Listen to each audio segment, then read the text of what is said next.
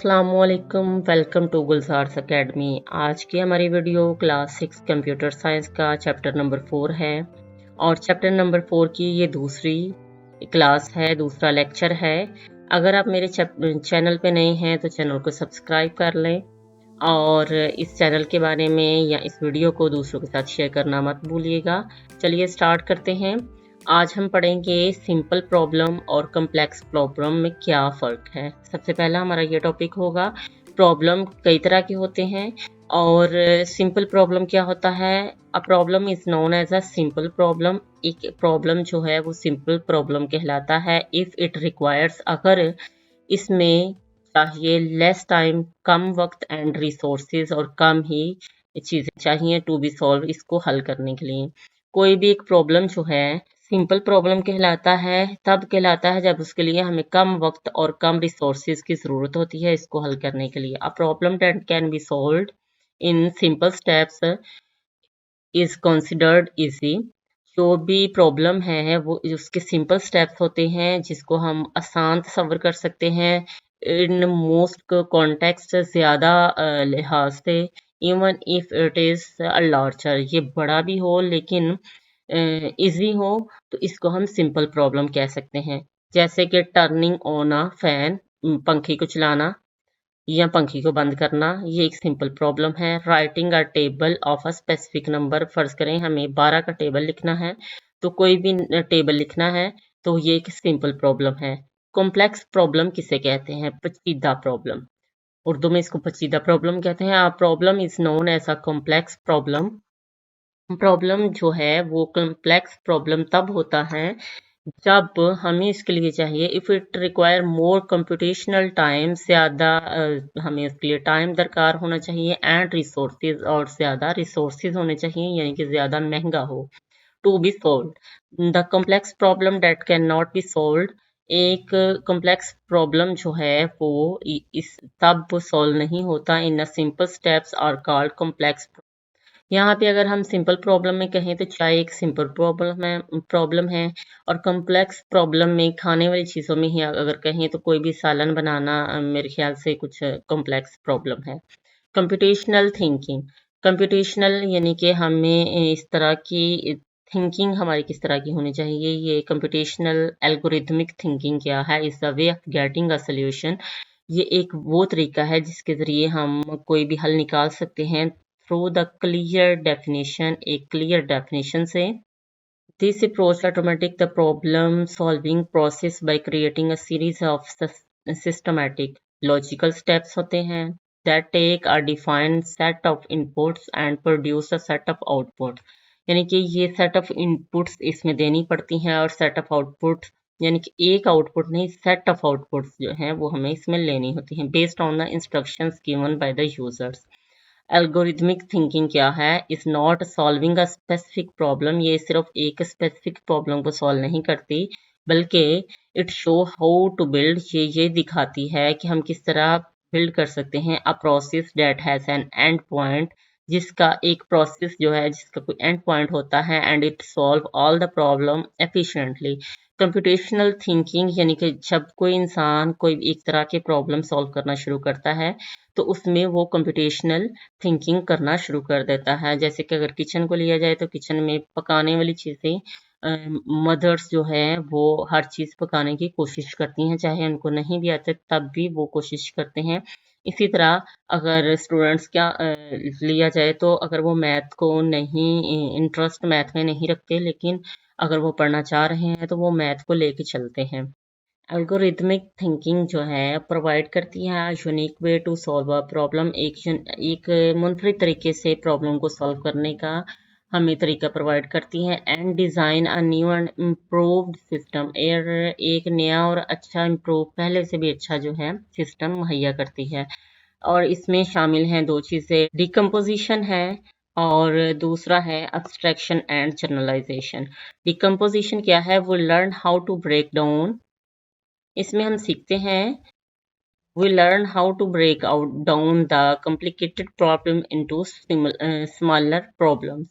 कि इसमें हम सीखते हैं डिकम्पोजिशन में कि हम एक कॉम्प्लिकेटेड प्रॉब्लम को स्मॉलर प्रॉब्लम में यानी कि एक बहुत बड़े या बहुत पेचीदा प्रॉब्लम को छोटे छोटे हिस्सों में किस तरह तकसीम कर लेते हैं। जबकि एब्स्ट्रक्शन जो है, abstraction and generalisation, we can focus on the important information only, और इसमें हम सिर्फ इम्पोर्टेंट इंफॉर्मेशन पे फोकस करते हैं, इग्नोरिंग इररेलेवेंट डिटेल, जबकि इररेलेवेंट डिटेल को हम इग्नोर कर देते हैं। अभी जरा हम यहाँ पे आते हैं।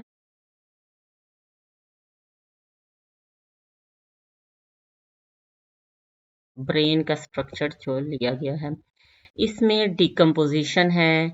कोई भी प्रॉब्लम सॉल्व करने के लिए हम डिकम्पोजिशन लेते हैं, पैटर्न रिकग्नाइजेशन लेते हैं, जनरलाइजेशन लेते हैं और एब्स्ट्रैक्शन करते हैं, कि आपस में इतने पेचीदा जुड़े हुए हैं कि अगर इनको एक को भी अलग करना हो तो ये हमारे लिए बहुत मुश्किल हो जाएगा, और ये टोटल मिलके एल्गोरिदम बनते हैं, और एल्गोरिदम के बाद ये एक आउटपुट दिखाते हैं। पैटर्न रिकॉग्निशन, इसकी आपको एक नंबर की डेफिनेशन आ सकती है। वी लुक फॉर सिमिलरिटीज, इसमें हम सिमिलरिटीज देखते हैं among with in the problem. Problem में जो प्रॉब्लम है उसके अंदर हर इसके हिस्से में सिमिलरिटीज कहाँ कहाँ पे हैं। और जनरलाइजेशन देखते हैं, we identify the sequence of operation that are common among specific problem and to extend them to the general problem। फिर ये एक जनरल प्रॉब्लम बन जाता है।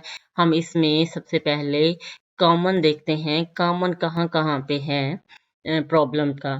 और एल्गोरिथमिक डिज़ाइन क्या है, this design allow the people to follow the instruction, इसके ज़रिए लोग फॉलो कर सकते हैं इंस्ट्रक्शंस को टू सॉल्व अ प्रॉब्लम, एक प्रॉब्लम को सॉल्व करने के लिए। कॉन्फिडेंस इन डिसीजन मेकिंग, इस तरह इंसान के अंदर कॉन्फिडेंस आता है कोई भी फैसला करने का। Algorithmic thinking improve the confidence in decision making. अब एल्गोरिदम क्या है जिसके बारे में हम इतना पढ़ रहे हैं, वो क्या चीज़ है एल्गोरिदम? तो ये एक इम्पोर्टेंट क्वेश्चन है जो कि पेपर में लाजमी आने वाला है। An algorithm is a infinite sequence of instruction, ये एक सीक्वेंस है हदायत का, use to solve a specific problem, जिसमें हम किसी भी खास किस्म की प्रॉब्लम को सॉल्व कर सकते हैं, और to perform a specific task, या कोई भी काम कर सकते हैं, जो भी काम हम करना चाहते हैं। In other words it is a procedure use to solving a problem, ये एक ऐसा प्रोसीजर है जिसके जरिए हम मुश्किलात का हल निकाल सकते हैं। परफॉर्मिंग अ कंप्यूटेशन, कोई भी अमल करके। Algorithm are used in all area of computer science, computer science की तमाम एरियाज में एल्गोरिदम ही इस्तेमाल होता है फॉर प्रॉब्लम सॉल्विंग, प्रॉब्लम हल करने के लिए। जैसे कि हम अभी एग्जांपल लेते हैं नेक्स्ट, और ये इनमें से कोई भी एक एग्जांपल पेपर में आ सकती है, लेकिन आपने इसको रट्टा नहीं लगाना।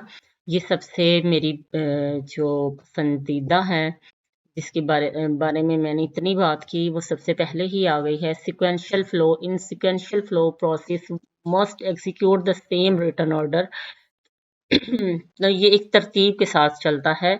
तो उसमें है algorithm to make a tea, चाय बनाने की एल्गोरिदम क्या है, तो फर्स्ट स्टेप जो है वो किसी भी एल्गोरिदम का स्टार्ट होता है, और एंड वाला स्टेप जो है वो स्टॉप होता है। इसके अंदर जितने भी स्टेप्स होते हैं वो स्टार्ट और स्टॉप के अंदर होते हैं। फर्स्ट स्टेप स्टार्ट है, fill in the kettle with water, यानी कि आपने पानी डालना है केटल के अंदर। Put the tea leaves in the kettle, और फिर आपने चाय की पत्ती डालनी है। फिर उसके बाद बॉईल करना है, और उसके बाद pour some of this boiled water in the cup, आपने ये उबला हुआ जो पानी है उसको कप में डालना है। फिर आपने मिल्क डालना है उसी कप में, और add the tea whitener to the cup, यानी कि फिर आपने टी वाइटनर डालना है, और stir and drink the tea, और फिर आपने चाय को पीना है। ये स्टेप्स हैं जो यहाँ पे लिखे हैं, ज़रूरी नहीं कि आप यही स्टेप्स लिखें। आपको जो स्टेप चाय बनाने के लिए इजी लगते हैं आप उन स्टेप्स को लिख सकते हैं। और यहाँ पे है पॉलिश योर शू, अगर आप अपने शू को पॉलिश करना चाहते हैं तो ये भी एक प्रॉब्लम है। ओपन द शू पॉलिश, सबसे पहले आप शू पॉलिश ओपन करेंगे। अगर आपने अलग से ब्रश रखा हुआ है तो आप उस ब्रश को इस्तेमाल करेंगे, आपका अगर पॉलिश के ऊपर ही ब्रश लगा हुआ है तो आप उसी को इस्तेमाल करेंगे, और उसके अकॉर्डिंग लिखेंगे पॉलिश वन शू। फिर आप एक शू को पॉलिश करेंगे, फिर दूसरे शू को पॉलिश करेंगे, फिर आप पॉलिश के जो है वो बंद कर देंगे। और इस तरह आपके शू पॉलिश हो जाएंगे। तो ये तमाम लिखे हुए हैं। Algorithm to add two numbers, अगर हम दो नंबर को ऐड करना चाहें तो ये देखें, ये कैलकुलेटर पकड़ें और स्टार्ट करें इसको, फिर इनपुट करें, input one number and input another number, और उन दोनों को प्लस करें और इसके बाद इक्वल का बटन प्रेस करें तो सम ऑफ वैल्यू जो है वो स्क्रीन पे जाहिर हो जाएगी और इस तरह ये स्टॉप हो जाएगा। तो ये सारे प्रोग्राम्स आप पढ़ लीजिएगा, बिल्कुल आसान है और इनको सिंपल अपनी ज़ुबान में आपने बयान करना है। इसको रट्टा लगाने की बिल्कुल भी रिपीटेटिव फ्लो क्या होता है? Repetitive flow also refer to as iterative flow. Iterative या रिपीटेटिव क्या है? बार बार दोहराया जाना एक अमल का। This is a process in which a set of statement is execute again and again, यानी कि अगर हम टू का टेबल लिखते हैं तो इसमें अगेन एंड अगेन जो है वो हम मल्टीप्लाई करते हैं और वन ऐड करते जाते हैं काउंटिंग में, जैसे two one is equal to, two twos are four, two threes are, यानी कि टू को हम बार बार रिपीट कर रहे हैं और इसके साथ साथ हम मल्टीप्लाई कर रहे हैं हर दफ़ा, और इसके साथ साथ हम वन में वन ऐड करेंगे टू हो जाएगा, फिर टू में वन ऐड करेंगे थ्री होगा, और थ्री में वन ऐड करेंगे फोर होगा, यानी कि ये रिपीटेटिव, एक तरह से ये भी रिपीटेटिव है। तो हम इसको एक सर्टन कंडीशन तक जो है इसको रिपीट करते हैं तो इसको क्या कहा जाता है? रिपीटेटिव या इरिटेटिव, ये दोनों कहे जा सकते हैं और ये एमसीक्यूज भी आपका आ सकता है। ये थी आज हमारे चैप्टर नंबर 4 की दूसरी क्लास। आई होप कि आपको इसकी समझ आई होगी और नेक्स्ट वीडियो हमारी होगी इसकी एक्सरसाइज पे। Thank you for watching. Next video तक के लिए अल्लाह हाफिज़।